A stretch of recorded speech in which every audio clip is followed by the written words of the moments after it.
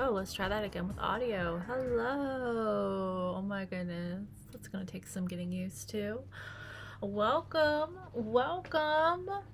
to the first live of the active season. If you are watching this on the replay, welcome as well. We appreciate you. Oh, it's time to start. Perfect. All right. Oh, hello. You made it. Welcome. I am just getting started. We're going to start with a tarot pull. So we are asking the cards what the message is today. This one wants to come out. Ooh, this is a great one. This is the Seven of Pentacles. The Seven of Pentacles, it looks like a young man is planting those 7 pentacles, which we are going to find out is incredibly important. And sometimes you just got to start planting those seeds, because those seeds are data, whether those seeds die in a couple weeks or not. That's still useful data for us to use. So let me check what this deck specifically says the Seven of Pentacles is real quick before we dive into my agenda.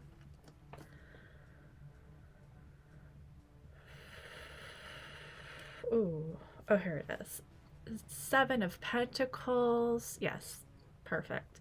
It's all about planning, setting intentions, and then receiving a great reward. So hopefully we'll get a little bit of that energy, because ultimately today is the first day out of what I am calling my rest period. What was that? How was that? Where is that going? I would love to know. No, this has all just been a work in progress. And if you have been following along with my newsletter, if not, please make sure you are subscribed to my newsletter. We've been talking about this 50% lesson. In particular, when it came to my own services and what I wanted to do and see and get out of my brand, Pythoness Programmer. Is that still a work in progress? Absolutely. Do I see the end in sight? No, because this is a decades-long project. I don't need to see an end to keep going. So, if you have been following along in the newsletter, you may have been seeing some of this coming out of rest mode period. Let's see if I can I pull you up with a single page? Perfect. Coming out of rest mode period here.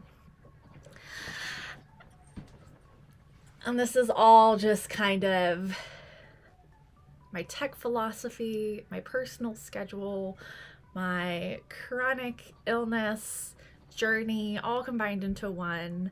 I swear there's an arc. Just bear with me. We will get there. But it started back in November. I realized, you know what? I'm going to just stop from daily posting. I'm going to stop from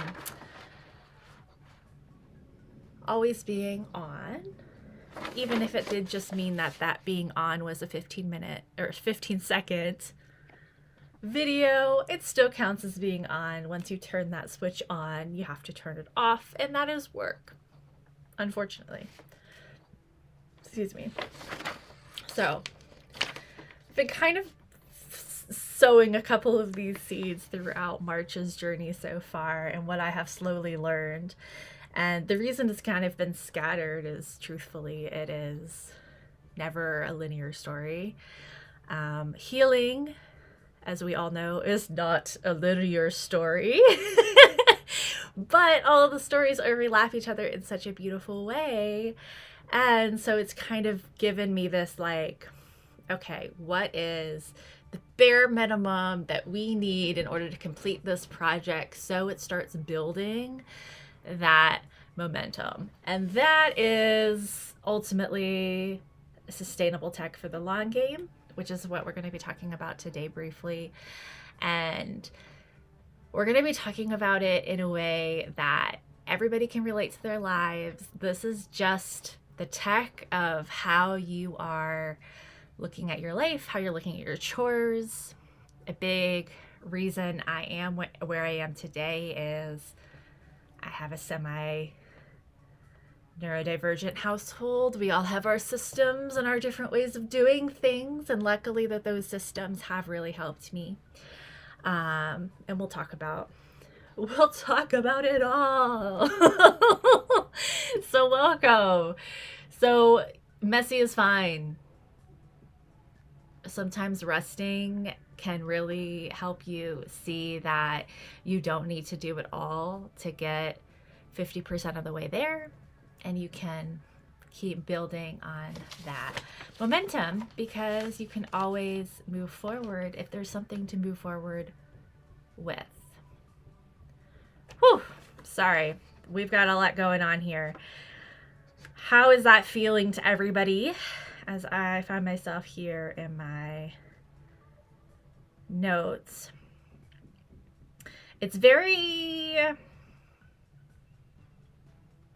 much like the Seven of Pentacles card that we pulled, where we're suddenly just kind of having all of this like data come to our lap, and we're just like, okay, and now you know how to process it. Now it's time to finally process it. And the inner child goes, no, please don't make me do this. But it's actually not that hard. It's actually not that hard. And once you can start seeing the data, you can start building the momentum. So let's talk about it. So everything below is the same story. We have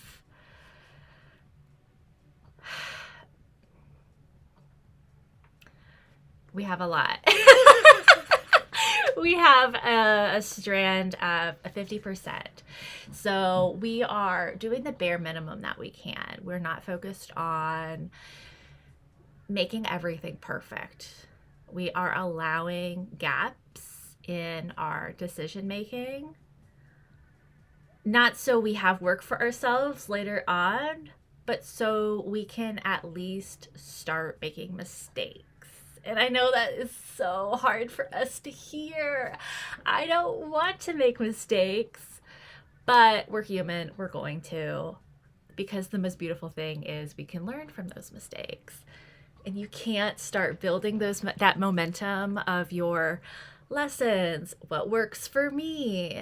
How do I do this workflow? Until you start making those mistakes and fixing them in action. And I know no one wants to hear it, but that is the unfortunate truth, is we have to make those baby steps. So we are not making a perfect system. So for example, today, this presentation is brought to you with a wonderful tool I found in my engineering career called, I think it's called MARP, M-A-R-P. It lets you just take a simple markdown file and turn it into a branded slide deck without having to actually create one. So this is very much like, I am not going to sit in Canva for 3 hours and like build out this presentation. I'm just going to give you my notes in presentation form because it's easier for me and uses less spoons and it's easy to do. So it's not a perfect system, but it lets me move forward. It lets me get it done. It lets me, oh my gosh. Excuse me, ma'am. We're doing a presentation. Yeah. It's still empty. Snack drawer is still empty. The next kind of strand in the story is a resting period, but also realizing that resting is data too.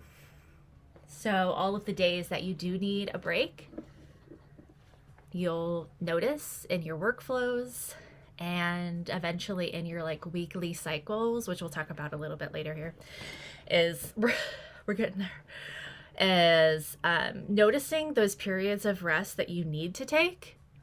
That's data. That's really important data, actually. Knowing when your body wants to take those rests naturally. So, for example, in the winter time, when I am extra depression-y and awful in my chronic symptoms, I can just go into full rest mode like I did. And that was such a delicious morsel that I was able to like give myself and build with. And I really hope that more people are able to do that. Looking at you, universal basic income. But definitely don't beat yourself up when you do have those moments of rest, right? Because that is all data. And that leads us into tracking.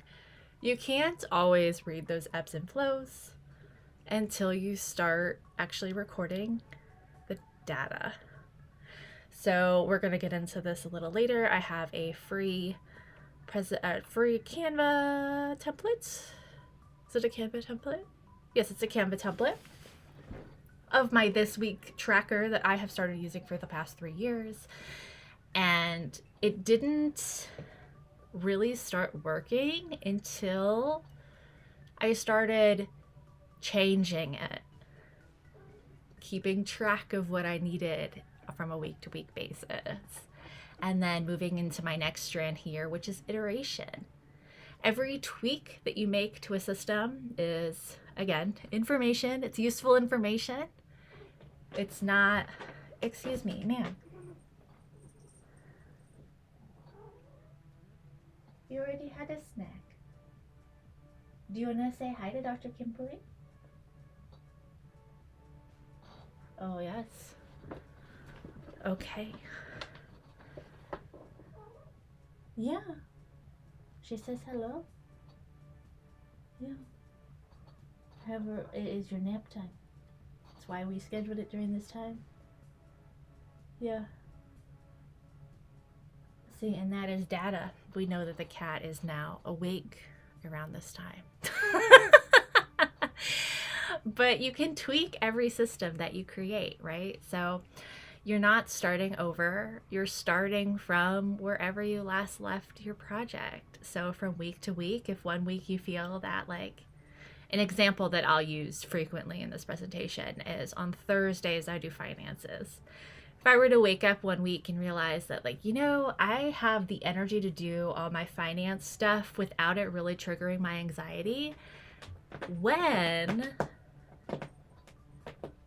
it's Tuesday, for example, I can always switch it. There's no perfect way to do it. It's going to always adapt, and being willing to adapt with your system is the lesson I really would love everybody to get. So what are we keeping? What are we draining? What are we carrying into every single workflow that we're doing? So those are just some of the things that you can think about and how you can apply those to the different tools that you are using, whether it's a newsletter editor or a automation editor. Every single tool is going to have different things. Unfortunately, it's going to have different things to troubleshoot, but knowing how to troubleshoot those tools that you do use every day can help, one, remove the shame and help you move forward. But also kind of going, sorry, we're all over the place. I swear it all comes together. But part of kind of keeping track of our weekly energy levels and our flows, it allows us to delegate energy, literally. It allows our energy to literally be delegated to a separate day of the week.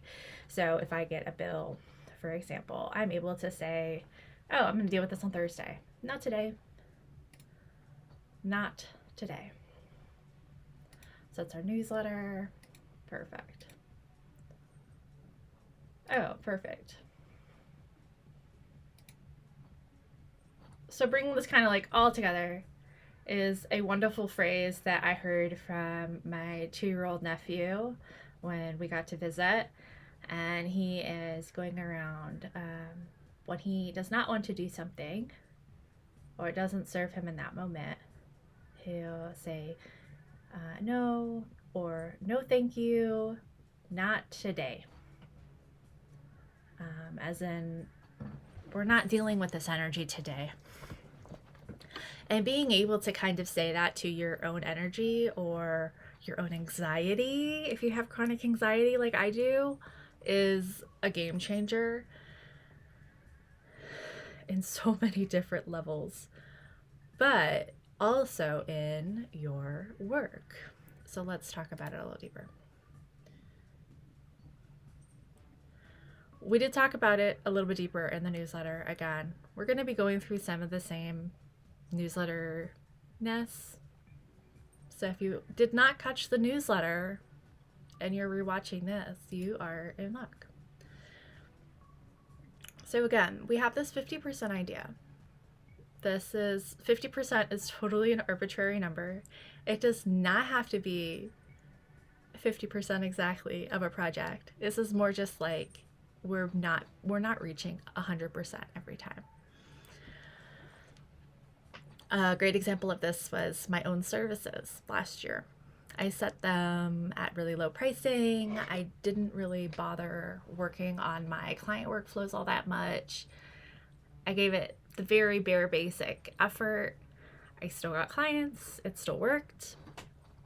But now, after not dealing with it for about a year, I can relook at it this year, and we're not building from 0 anymore. We're building from 50%.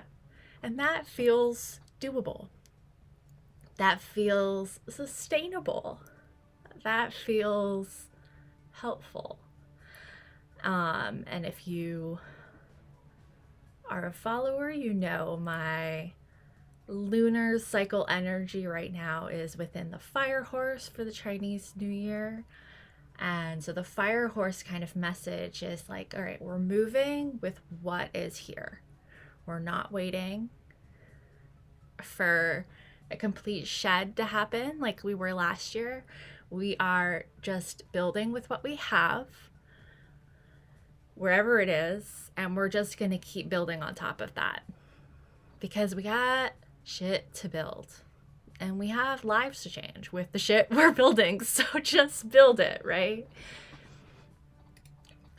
So what rest mode taught me ultimately is the rest can be data. It is not a failure to rest.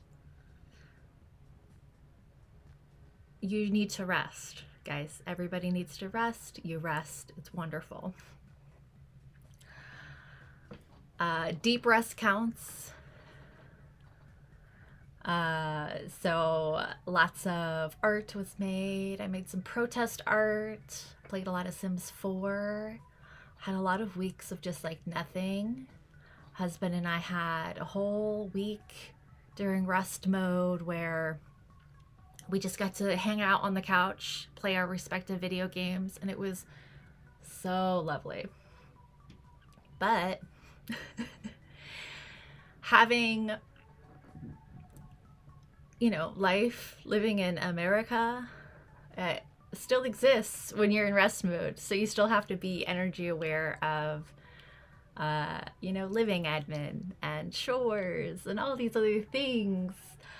And even during the rest, you still have to hustle a little bit.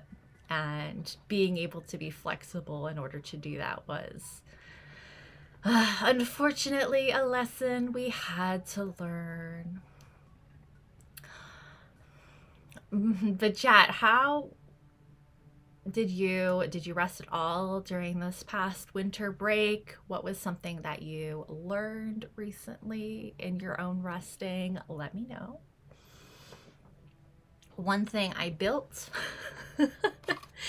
during rest mode is I found that a lot of new projects would come to me and I would start building them. So I have a what I'm calling a surviving capitalism deck. My critics are telling me that is not the best name for it, so we might change that to a burnout recovery deck. You will see more later this year. But when you are resting, one of the best things that can happen is you can be inspired to just create something. And I'm under a firm spiritual belief that creativity comes to us from a universal place, whether that's God or universal consciousness, that's up to you. But I also believe that those sorts of like inspirations, like if you don't take action on that inspiration, other people will take it. That inspiration doesn't necessarily belong to you until you finish a project. Yes, thoughts come effortlessly with rest.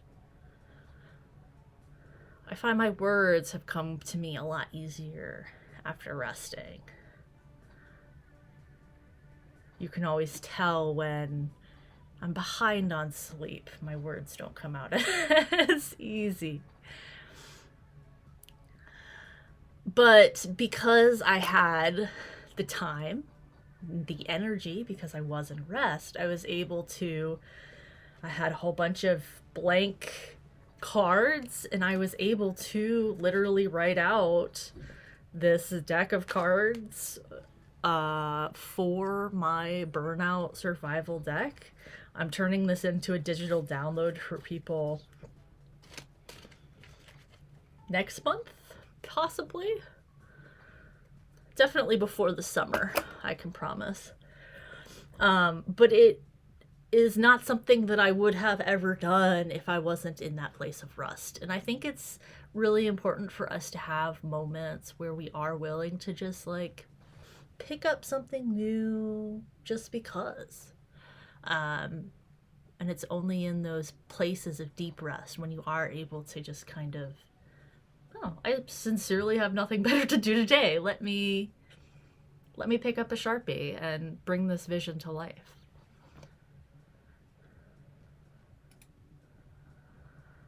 All right, so here is my real why of why I need a sustainable schedule. Honestly, I have chronic pain, I have chronic migraines, fibromyalgia. Operating without some sort of map is unsustainable. I need to be aware of my ebbs and flows, or we are not moving forward. Okay, and we're moving forward in this house. We like partial movement forward over backtracking, so we're all for the partial movement forward energy. And now, you can't analyze what you don't record.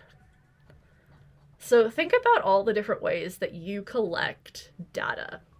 This does not have to be a spreadsheet. This does not have to be a specific website. You are collecting data every single day in all of your devices. All of your devices and apps collect data for you. What of your data is available for you to look at? Do you use a to-do list that keeps track of trackable like to-dos that you do? Like I use Finch, my little burb will tell me to drink water every day, 6 times a day. That's data you can use. Another piece of data that I realized during my rest period was my bullet journal. I love a bullet journal. I've been using them for... I'm trying not to like have a visceral reaction every time I say decades of stuff, and I really apologize. It's a work in progress. I was just having this moment with my new neighbor yesterday too, and they're like, "Oh, how long have you been here?" I'm like, "Oh, I've been here for almost a decade."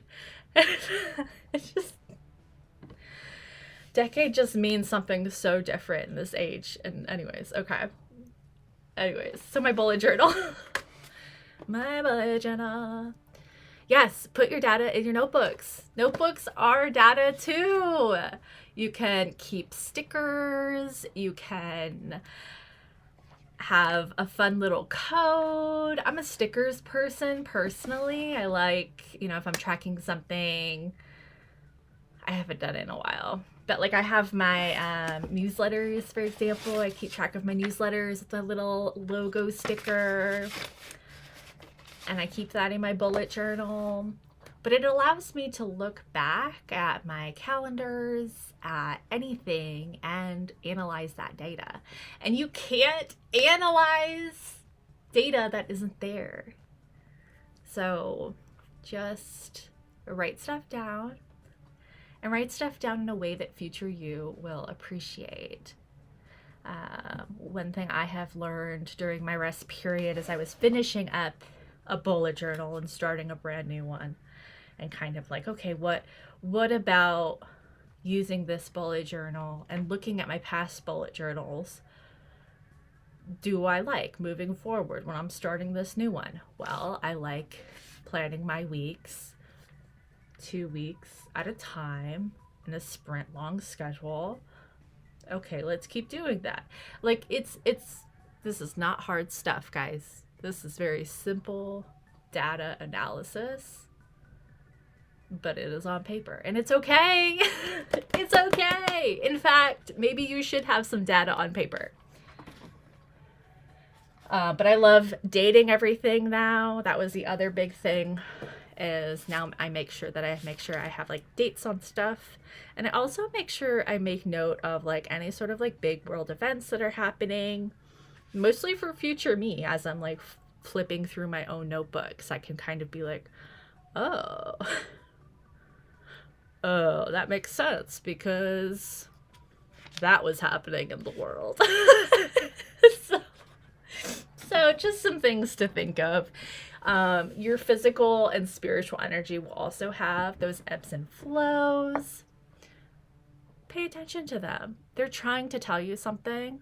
And maybe that something is, hey, we are not able to do stuff on Fridays and Saturdays. And that's okay. Oops. Here we go. So we're just starting anyway, because you're always going to change it. And this is something that I have clients tell me that they don't want to hear all the time. But you're always going to change whatever you start. And that's part of the reason why you just have to start and do it. Because you will start something knowing that it's going to change, and that's good. Those revisions, what you change, those are also data points. Those are also things you can learn from. And it's also important for future you. So for example, I have a Rocket book here. Back when I was a software engineer, I switched from my paper bullet journal and I went to just in Rocket books you can write in like a Sharpie and create like reusable templates for yourself. And I was like, I'm gonna have this like perfect templated system that I'm gonna use now. I don't think that lasted very long. It did help me at the time. I do have a lot of great notes from the time, and it allowed me to keep a lot of like client specific notes with certain clients, which was also really cool. But I don't look at it. It's hard for me to just like scroll through and get information out of, and therefore it's not helpful for me to do ongoing. And that's still extremely helpful to know, right? Like, I would have never known that I am fully a paper bullet journal type person if it wasn't for the fact that 2 years of my life was spent in these plastic pages. And that's unfortunately just what happens with software choices as well, right? The Google Drive that you're choosing today is not going to be the most reliable 3 years from now. What is the alternative solution? What can we learn from our current setup that we can bring into the next one? Because there's always going to be a next one in software. There's always going to be a next one in tech. And it sucks, but that is where we are. And that is where we're going. And that is where it's going to continue to be. So again, we're just going to start. And so where I started, this is called the Pythia. That's where my namesake comes from, is the Pythia of the Tower of Apollo. They have a very fun, beautiful, luxurious schedule of these Pythia are chosen to be prophets, and they only are giving prophecies one day a month during the 9 warmest months of the year, and the rest of the time they are just maintaining the land and themselves goals. So about 4 years ago, I created a tool called This Week, which allows me and my husband to be on the same page about stuff that's going on this week. We can fill it out. It allows us to, oh, where are you?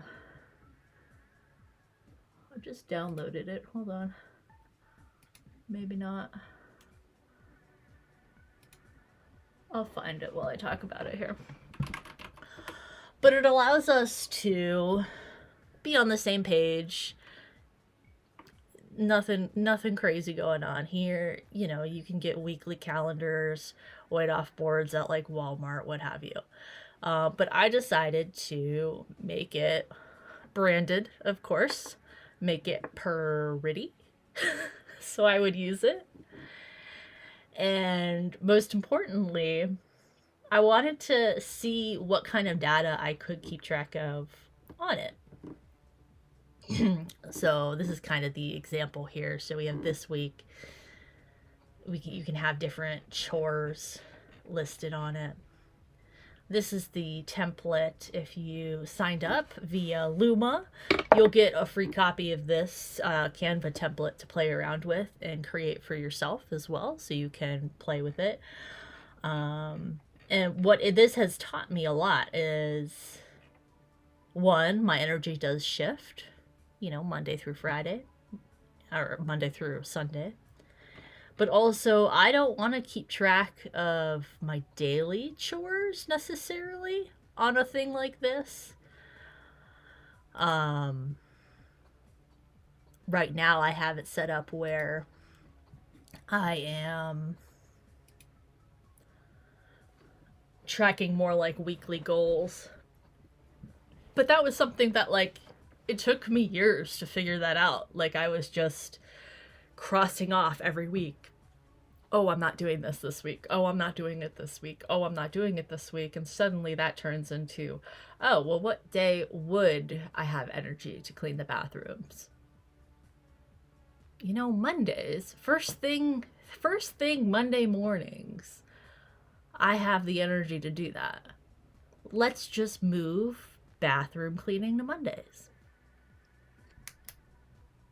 There's no rule that says I can't do that, so let's do it. So you have to be willing to iterate, change. You have to be willing to change. And that is very hard for me. It's very hard for a lot of people. A lot of my clients are neurodivergent and on the spectrum, and change is very hard, especially when it comes to a weekly schedule. But when you are willing to look at your weekly schedule and being able to change parts of it, you're able to actually then see the patterns. So you have to be willing to change in order to see the patterns. Do you see this pattern here? Yeah, it hurts. I hate it, but we're here. That's the rhythm. That's the rhythm of change.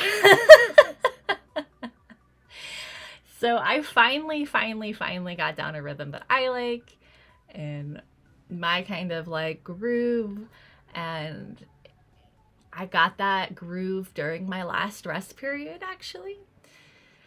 And I was able to kind of turn this Pythia framework into explaining those business rhythms as well. So my current pattern, for example, is I realized that on Fridays and Saturdays, I always want to just like catch up. I don't have energy to like do something brand new. I just want to catch up on whatever I'm doing. So I don't assign myself anything new. It's that easy. On Sundays, like today, Sundays are just admin days. Like I'm just doing admin work. I'm just getting stuff ready, figuring out who I have to call Monday morning. Like it's very simple to kind of see those ebbs and flows once you start really looking at your own schedule. And once you see what your energy is, just schedule it. Just schedule that rhythm. Just move with it and see what else the universe has to teach you. But more importantly, this lets me push a lot of anxiety to a later me. And this is where we're going to get a little bit woo-woo. So I have chronic anxiety, and when I am able to kind of like push the urgency of like a new bill, for example, if I'm able to kind of either deal with it right away or push the urgency to somebody else, usually me, for later, I will do that like immediately. Or I will sit in it. I will fester in it. It'll take up my entire day. So I get a new water bill in the mail. I have to write a check for that. Oh no, the checks are out. I can't do this right away, right now. I have to wait until Thursday. Thursday is my finance day. Thursday me will deal with it. And you know what?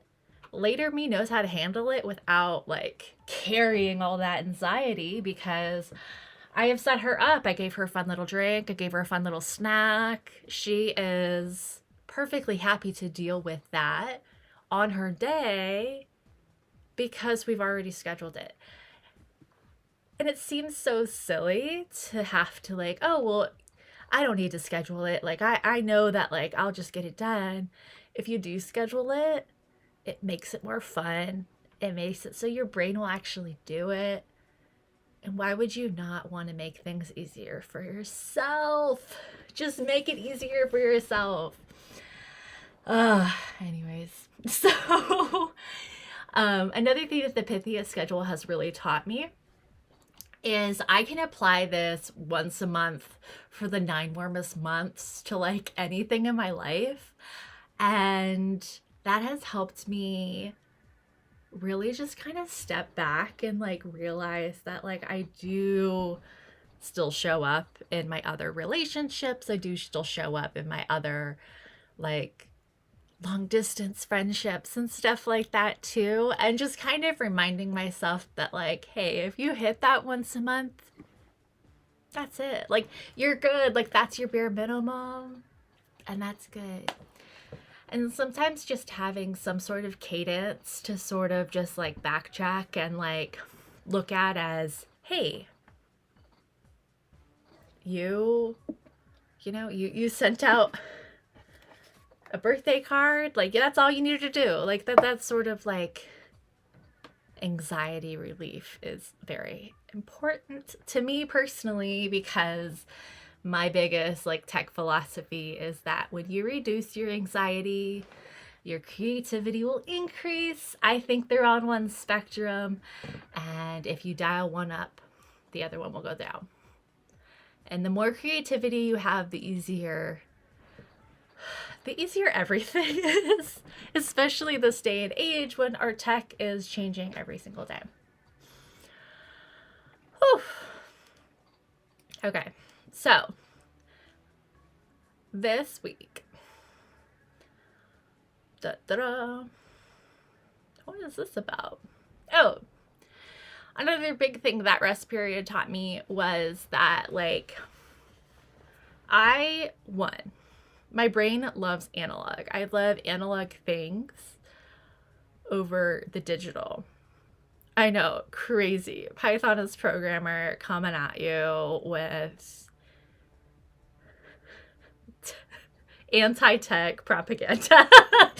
But I personally need at least 3 things written down in order for me to remember something. So, like, if I'm studying a book, if I am, I'll just say studying, for example. So if I'm studying a book, right now I'm reading Brooded. Wonderful.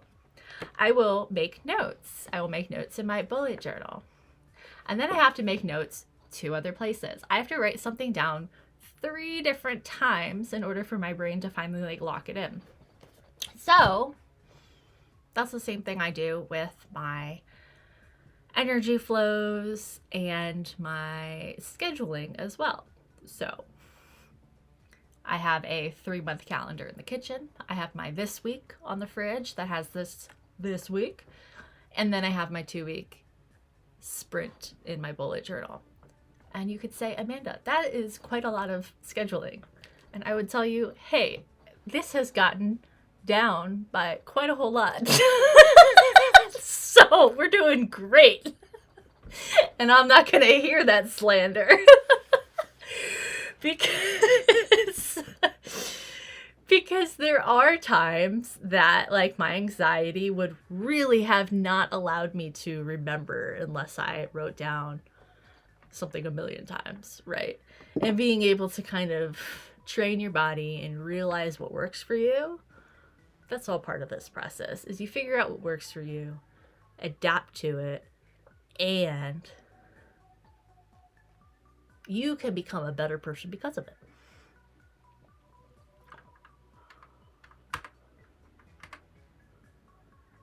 All right, now, the most important step in looking at your own energy flows is remembering that your output has to include rest. You need to rest. You don't have to take 3 months of rest like I did. You can take a weekend like a normal person, but you still need to rest. Rest rebuilds the nervous system. That's the most important layer in your tech stack, in your personal stack, everything. Like, you need to rest.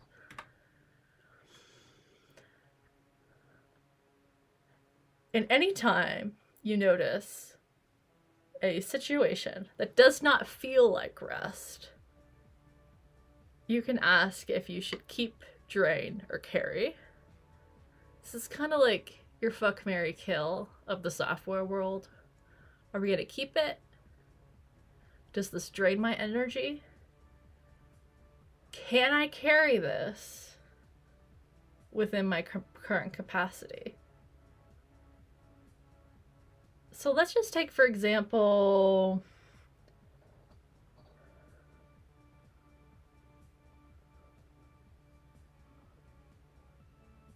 I have so many open projects. I'm trying to just pick one.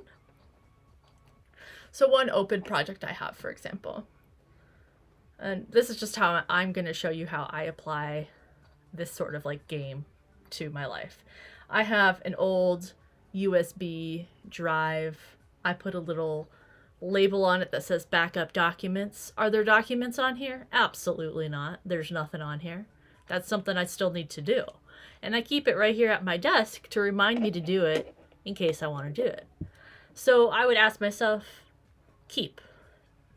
Does this still support me by keeping it here open without putting it on a to-do list, without itemizing it, without actually like doing anything but just keeping this as clutter?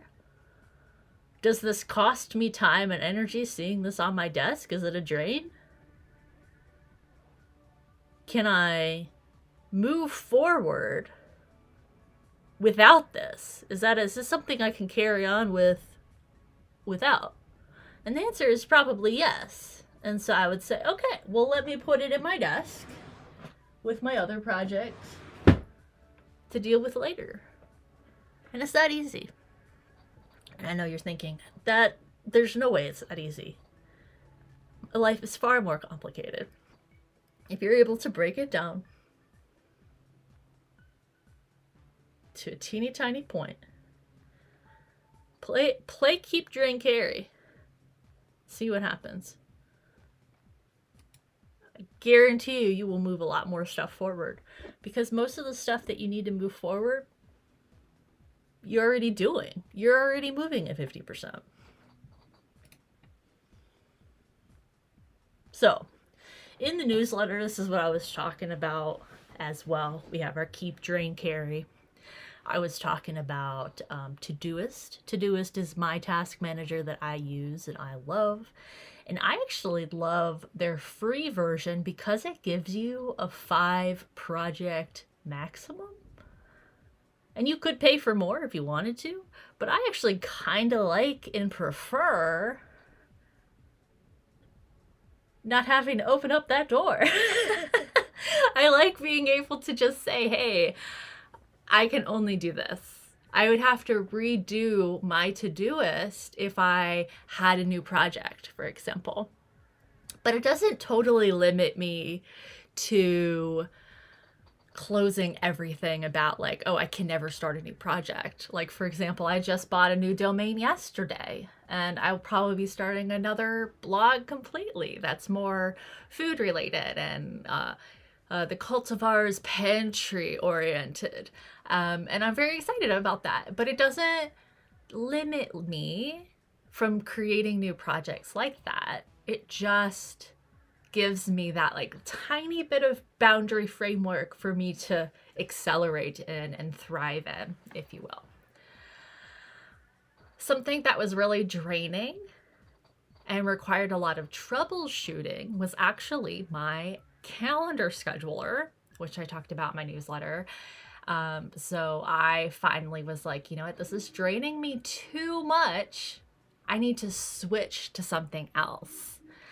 And what was something that I was able to carry with me into this next chapter. We're going into April next. We'll talk about that next. And I decided that it was Zoom Scheduler. If you have not used Zoom in some time, I highly recommend it. It is pretty sick. It lets you have a team chat now with channels. So if you have like a enterprise like system, you could totally skip Slack, which really excites me a lot. It has new like tasks that you can like play around with. And so like if you're in all these meetings and you have the AI companion on, it will even like suggest those tasks to you, which is so cool. I haven't been using Zoom in some time, so I was very excited to learn more about it and set up their scheduler for my systems.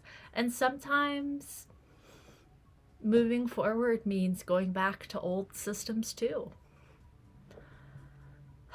One thing I touched on briefly that I'll mention here is my 3 favorite recommendations as of right now.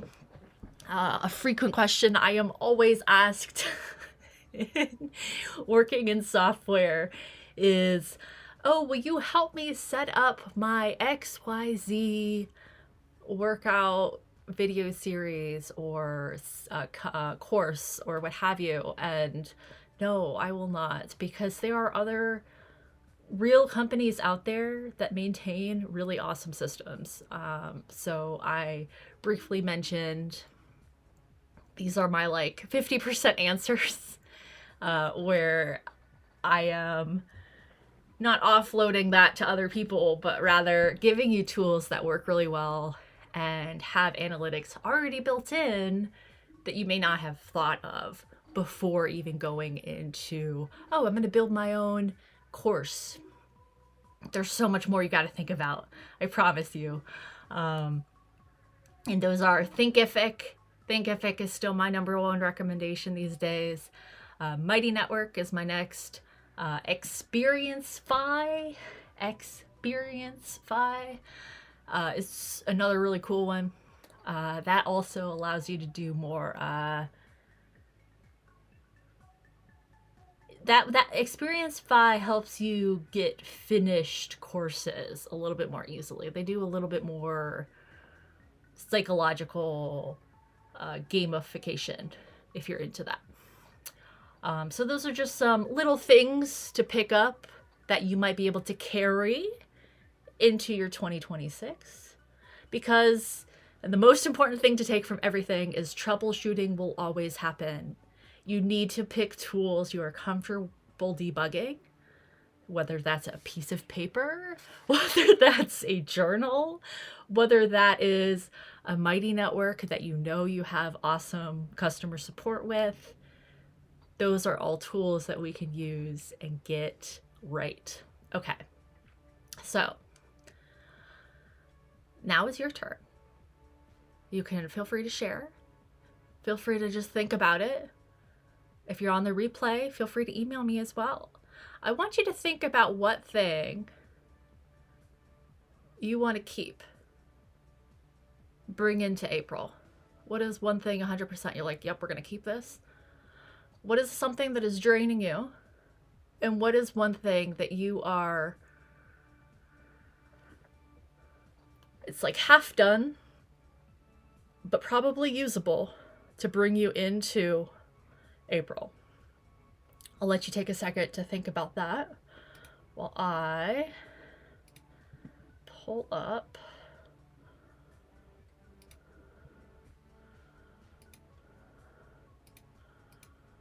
that. Perfect.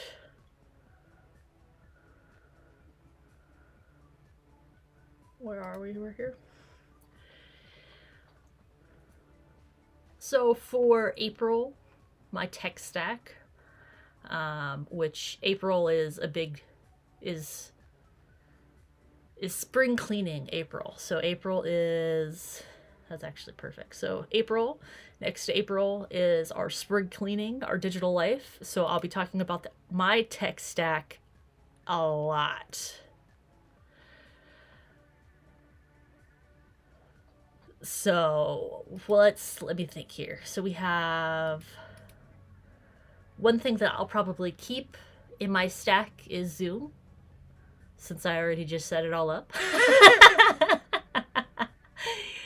One thing that is draining me, I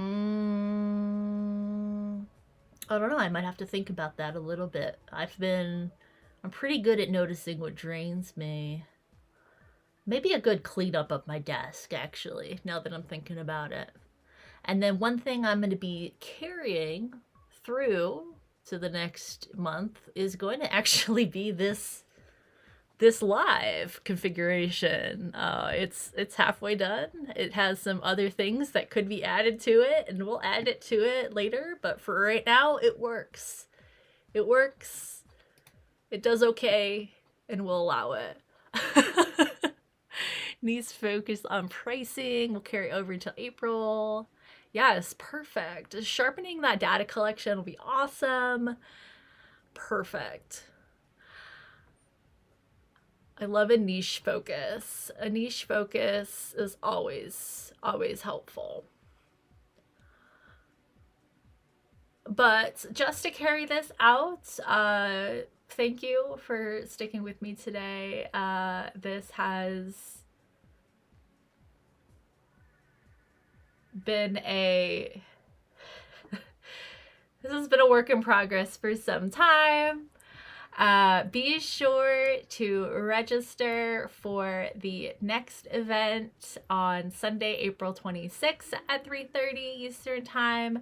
We're going to be talking about spring cleaning your digital life. I'm going to be having an updated grit worksheet from last year. You can check out my resources for digital spring cleaning on my website. And I have an awesome framework there, which is very similar to what we talked about today, which is notice, adjust, and acknowledge. So be sure to check out all of those great resources, because Luma registrants will get a freebie for registering. So this time you guys are gonna get the this week template in your emails later today. And yeah, so just remember that rest is data. Every time you need a rest, make a note of it and notice your patterns. They will tell you something, I promise. Imperfect tracking beats no tracking. So even if you just write it down in your journal, that still counts. Take a look at all of my free resources available at pythonessprogrammer.com. I have updated services available for software psychic sessions. If you'd like 20 minutes of a asynchronous where I just talk straight to you and you can watch it on your own time, those are available as well. And last but not least, thank you so much for being here today. I cannot believe we made it through our very first live presentation of the active season. Wah, wah, wah, wah, wah. Oh, all right, now everybody go rest. Thank you so much for being here today. Everybody go rest and check your email later today if you registered on Luma. Be sure to like, subscribe, and all of the things. And I will see you next month. Thank you so much for being here. Bye. Woohoo!